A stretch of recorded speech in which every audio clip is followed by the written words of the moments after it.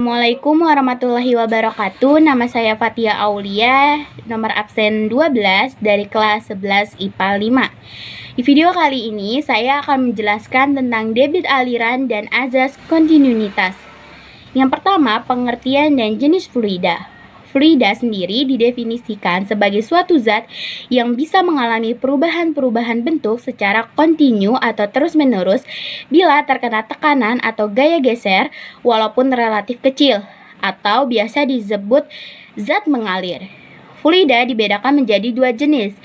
Yang pertama ada fluida statis. Nah, fluida ini adalah fluida yang tidak bergerak. Yang kedua ada fluida dinamis. Nah, fluida ini adalah fluida yang bergerak. Fluida dinamis adalah fluida yang bergerak dengan ciri-ciri sebagai berikut. Yang pertama, fluida dianggap tidak kompresibel. Yang kedua, fluida dianggap bergerak tanpa gesekan walaupun ada gerakan materi. Terbiasa tidak mempunyai kekentalan. Yang ketiga, aliran fluida adalah aliran stasioner, yaitu kecepatan dan arah gerak partikel fluida melalui suatu titik tertentu selalu tetap. Yang keempat, tak tergantung waktu atau tunak. Artinya, kecepatannya konstan pada titik tertentu dan membentuk aliran laminer.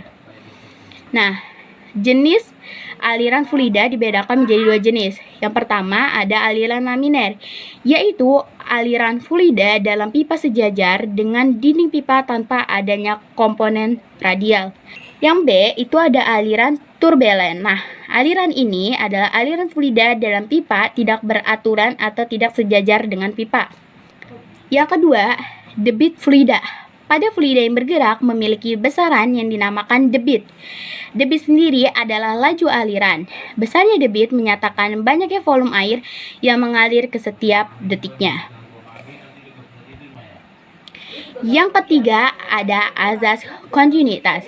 Pada gambar di samping, pada saat kita menyiram tanaman dengan menggunakan selang dan jarak tanaman jauh dari ujung selang, maka yang kita lakukan adalah memencet ujung selang supaya luas permukaan ujung selang menjadi semakin kecil. Akibatnya, air yang memancar semakin besar, disebabkan debit air yang masuk harus sama dengan debit air yang keluar.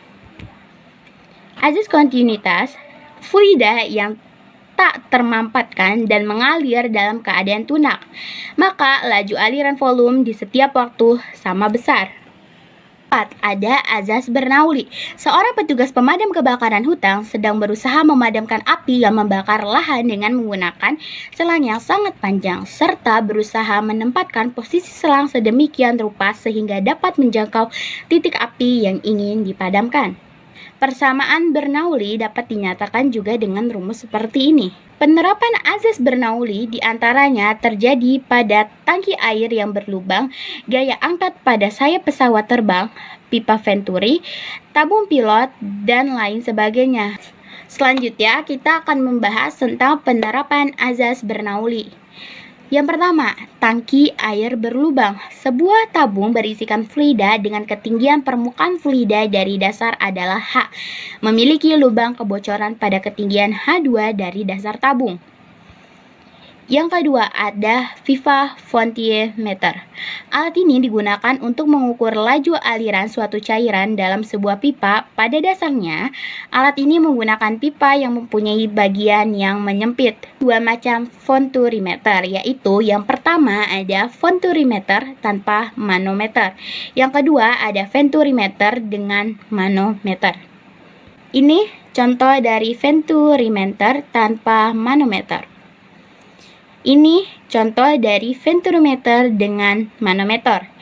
Bila venturimeter dilengkapi dengan manometer atau pipa U yang berisi zat cairan lain, maka kecepatan fluida ditentukan dengan persamaan berikut. Yang ketiga ada tabung pilot. Tabung pilot merupakan alat yang digunakan untuk mengukur laju aliran suatu gas atau udara. Berikut ditunjukkan gambar tabung pilot yang dilengkapi dengan manometer yang berisi zat cairan. Yang keempat, ada sayap pesawat terbang. Gaya angkat pesawat diperoleh karena tekanan di bawah sayap lebih besar daripada tekanan di atas sayap. Hal itu disebabkan karena perbedaan bentuk sayap pesawat yang lebih melengkung di bagian bawah pesawat, kecepatan di bagian bawah sayap lebih kecil daripada di bagian atas sayap. Dan sayap pesawat yang berbentuk aerodinamik menyebabkan kelajuan udara di atas sayap lebih besar daripada di bawah sayap. Di atas sayap V1 lebih besar daripada di bawah sayap V2.